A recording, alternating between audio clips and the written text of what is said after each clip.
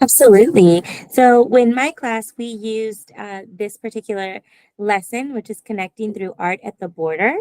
And it's about the border tuner art installation that took place. And it was such a great opportunity to activate and build background knowledge. When I showed students the pictures, they were able to go, oh, that's the border. And we talked about the searchlights that they used in the installation and talked about how they've seen those at the circus when the circus is in town or a new store opens. So before we even started the lesson, we tapped into all of those prior experiences, so they realized, first of all, that they already knew a lot of the information. So that kind of built their confidence. And it focused on their assets rather than their deficits. So again, when we're working with EL students, that's kind of like the big shift right now, right? We want to focus on what they're bringing to the table rather than what they're lacking. And by, using activating that prior knowledge and background knowledge, we're able to do that. Um, and then in terms of the active listening, I think that's also a big component of just SEL, right? We're not just sitting there quietly listening while someone speaks, we're actually hearing what they're saying.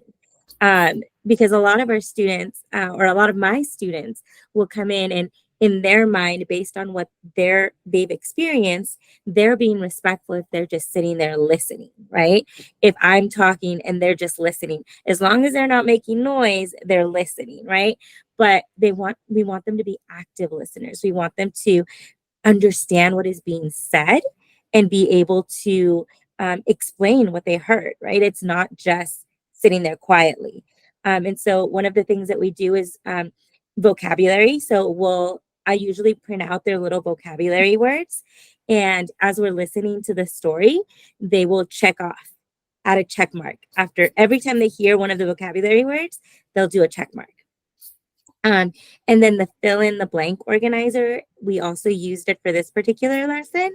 And that was really fun, because they ended up trying to compete with one another in class, because they all wanted to make sure they got the blanks. And so after the first time we listened to the story, I said, okay, well, did we get all the words? They're like, no, no, no. And I would say, okay, well, do you need me to tell you the words? No, play it again, play it again. And so they listening to it over and over. And every time, I think we listened to the podcast maybe 3 times. Mhm. And by the third time, everyone in class had all the words. And obviously, we had to work on, the spelling of them, but that's okay. That we can work on that. But they were actively listening and trying to find all those missing words and phrases. So that was really fun. And it's interactive. They started helping one another, and even like asking me, can you go back, before I would instead of replaying the whole story, they'd be, can you just go back? I think I missed it.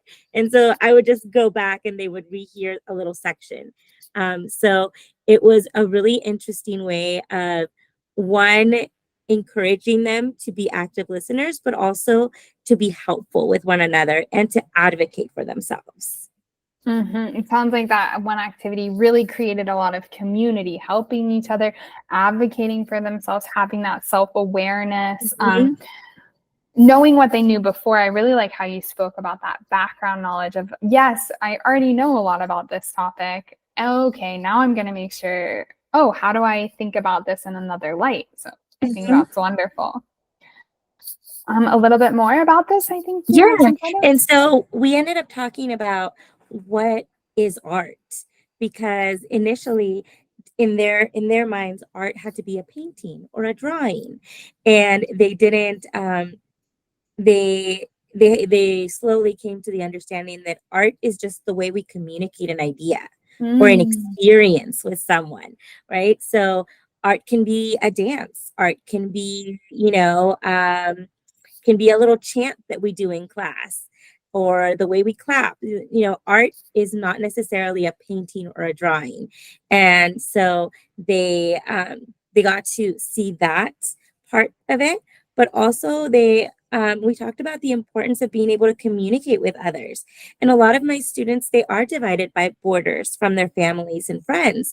They had to leave their home country to be here. And we talked about why is it so important to still be able to have that connection to the people that you left behind, right?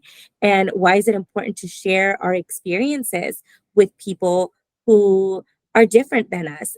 Because in the story, there's a part where there's a mother who's taking her children to the art installation, and they were just really nervous about participating in this. But the mom was able to explain to them that, there's, on the other side of this border, there's kids just like you. They like the same things that you do. They go to school, they like chips, they like cookies, right? And so, that was something that my students were able to also tap into as we were having these conversations and share about their own experiences as well, because this then led into talking about their immigration stories and how they got here and whether it was difficult or easy. And there was a comparison between, oh yeah, I did that when I was coming over, and the emotions that they felt. So again, identifying and naming their emotions, and understanding that we all have feelings and we all experience moments where we're scared and we're nervous or where we don't know what to expect, and that's okay. There's nothing wrong with that. So it really created this amazing little conversation community, and so much so that it ended up taking us about a day and a half to get through this lesson because the bell rang and they were like, "We're going to do this tomorrow, right?" And I go, "Of course." And so, the next day we picked up our conversation, and I think I gave them maybe like 20 minutes to wrap it up, but they absolutely loved it.